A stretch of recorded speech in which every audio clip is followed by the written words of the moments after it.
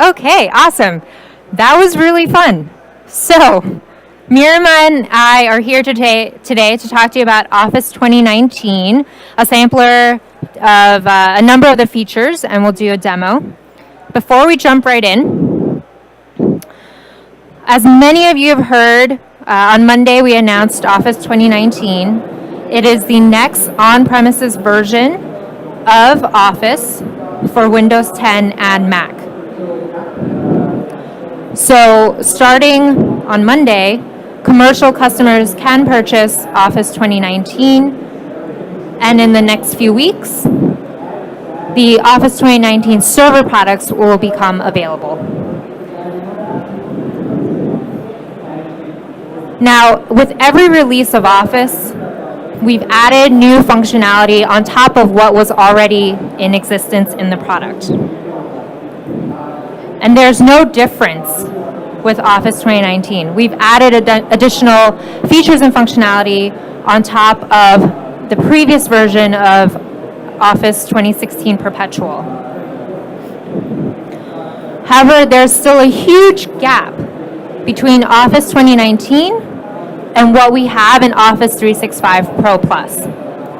In Office 365 Pro Plus, we have features across collaboration, so think about real-time co-authoring, app mentions, features in intelligence and security,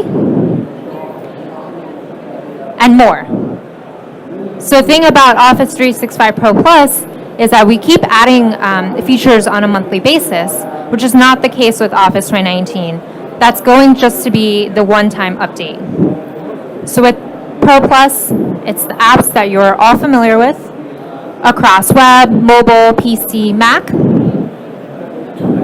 And it's the most productive, most secure, and lowest total cost of ownership version of Office.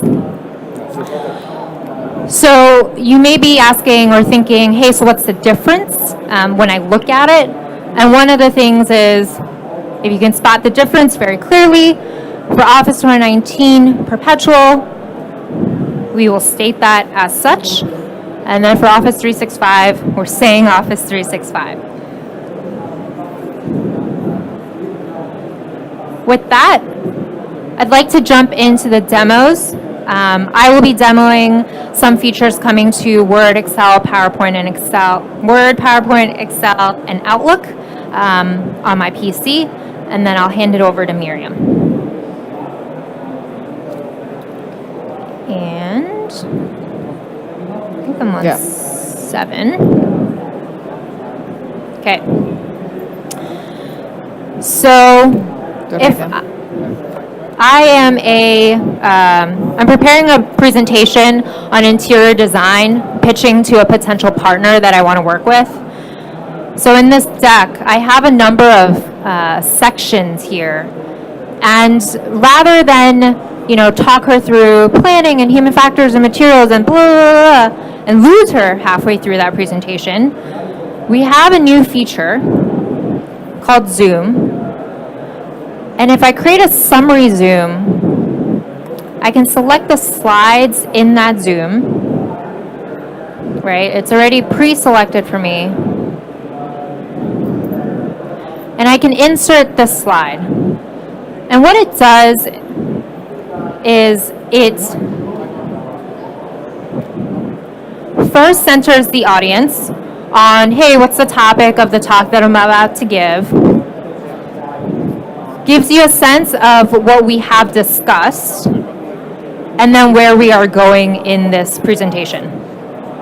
And so as I go through my slides, I don't have to jump out of presentation mode to be very clear about what's coming next and what we've already discussed. So I'm putting together this deck. I'm thinking about the conversation I'm about to have with her. And I think, hey, this section's about human, factor to interior design. Maybe what I can do is do some real-time editing on this slide. And so if I have a stylus on my pen.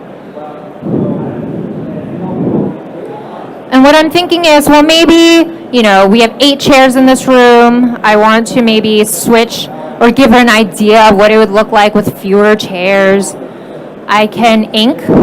Oh.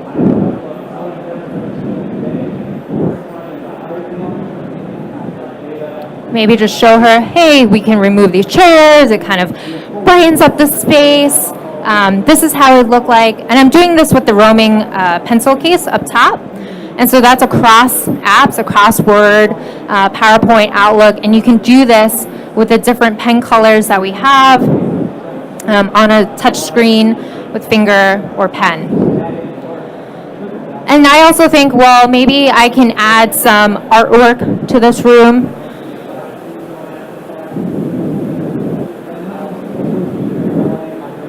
And my very unsteady drawing turned to a shape.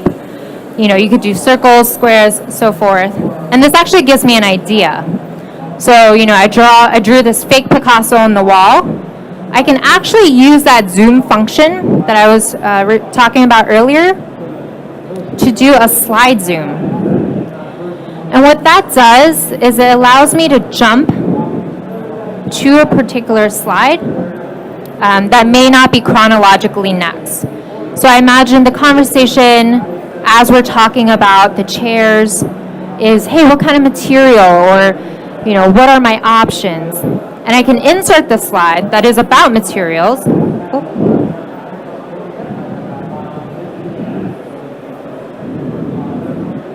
Actually, I inserted the wrong slide. So let me do that again. Slide zoom. I have this slide about laminate versus wood. And I can put this in my slide almost like a piece of artwork. I can even add a border as if it's a photo frame. I can change the image if I don't necessarily want to lead to the slide. I want to show a different image. And I can return this to this slide once I go there. So let me show you what I mean.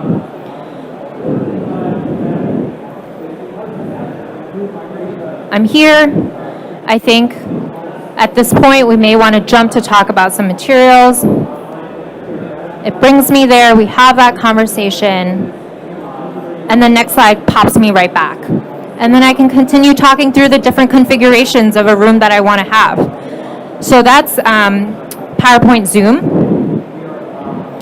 I think that further down in this presentation, I might want to add some information about our sales pipeline. You know, we're an interior design firm. We care about the design and the human element to it, but we also care about our sales. And so I have this spreadsheet. And let me just highlight my data. I can insert a visualization. One that is new is the funnel chart,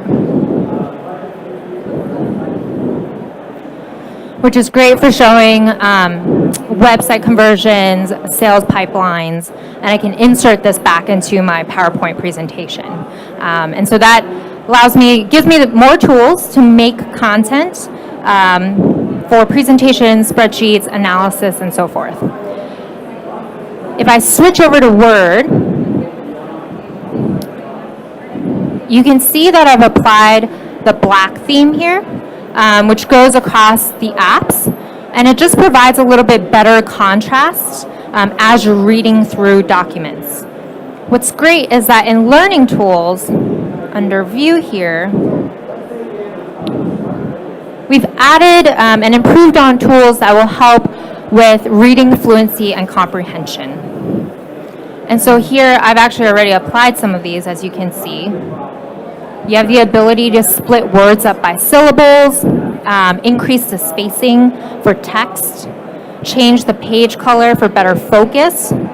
My personal favorite is sepia. It just makes me feel like I'm reading an old-timey book. We're going to be switching over pretty quick. To my mic. Not yet, but Miriam. And then I also have this read aloud capability, which I know you guys might not be able to hear very well, but just to show you, you can change the speed if you need it to slow down And then there's also different voice options. So some of you may already use this previously, but we've added a number of improvements to this. And for the features that I just showed you and that Miriam's about to show you, all these features are already in Office 365 Pro Plus. So they're not net new to the product. They are a subset of the features that are already in 365. And then the last one here, really quickly, is that we have the focused inbox within Outlook. So personally, I get a lot of emails about concert tickets and Broadway shows that people and Microsoft are selling. I don't want that flowing into my focused inbox because they come in really fast, but I love being able to go there to see what kind of performances I can catch. So with that, let me hand it over to...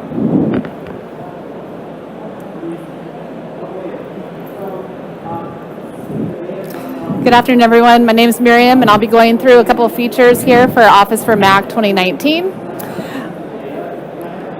I'm going to start off, it's a fictional scenario. I'm working on a project around drones, and I'm creating this deck, this PowerPoint deck here, and I'm going to be showing a morph feature. So if I show you what I've already got started, I'm going to walk through. You can see the drone is moving across the screens in a very cinematic motion, and this is the morph feature. And the morph feature actually analyzes the data across multiple slides and puts them all together into one, so it's a very smooth moving image. I didn't have to create additional slides or add animations to it. It actually did it for me. So now I've decided I actually want to add to my deck. I want to do some retail presence. And by doing this, I'm going to actually duplicate the slide.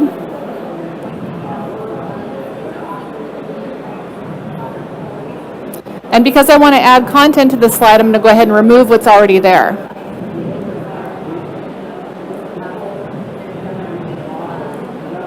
And I, of course, want to move the drone because I'd like to change up the slide a little bit and have a little more room to add in the graph that I will add later. And let's quickly look at what that looks like when I've done that. Oh, enough of this.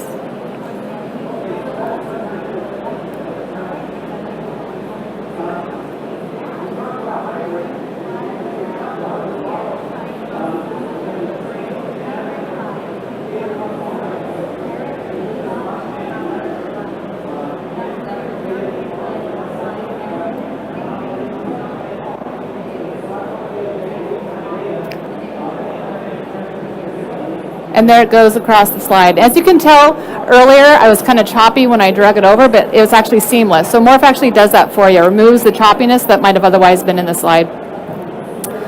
So now, I've got that part of the deck done, but I want to add that graphic in there. I want to take and I want to do a 2D graph. I'm going to delete this one.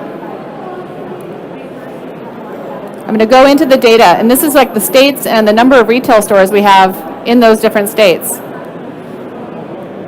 And I can go over to maps. It will insert the map for me, and I can resize this.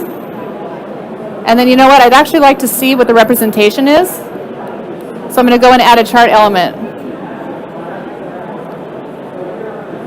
And it adds in the counts there on the states. And I can take this and I can actually add it into my presentation, and it shows a nice representation right in the deck.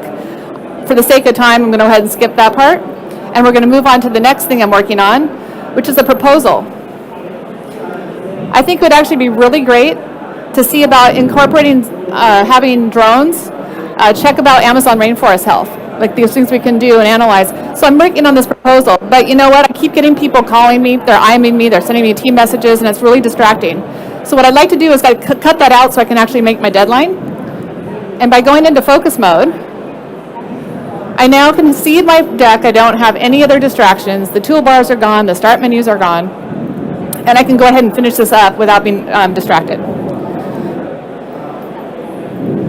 Lastly, we have this blog post going out, and I have a status that I need to send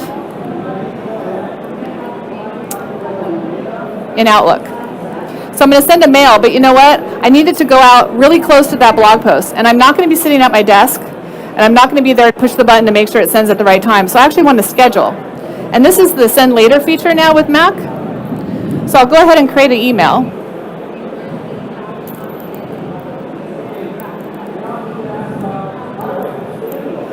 And I can go ahead and click on the send later. I can add all my content in.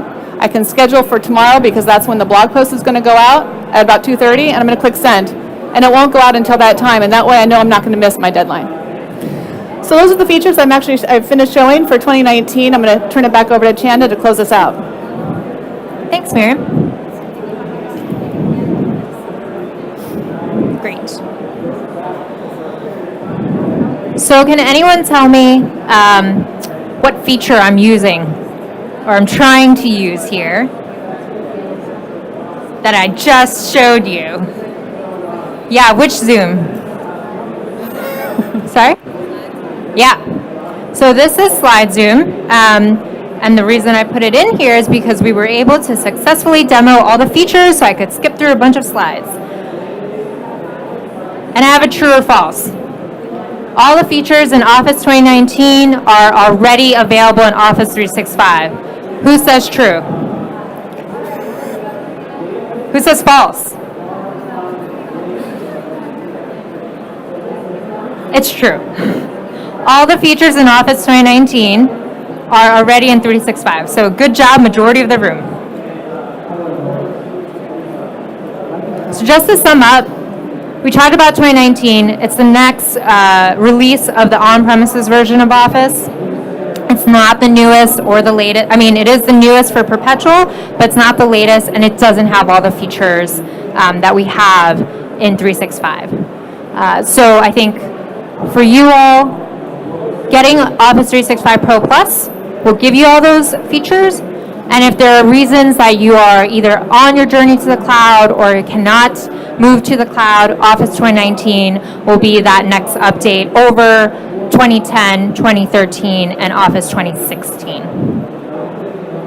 With that, please evaluate the session, and then also feel free to come and ask us questions here after this talk.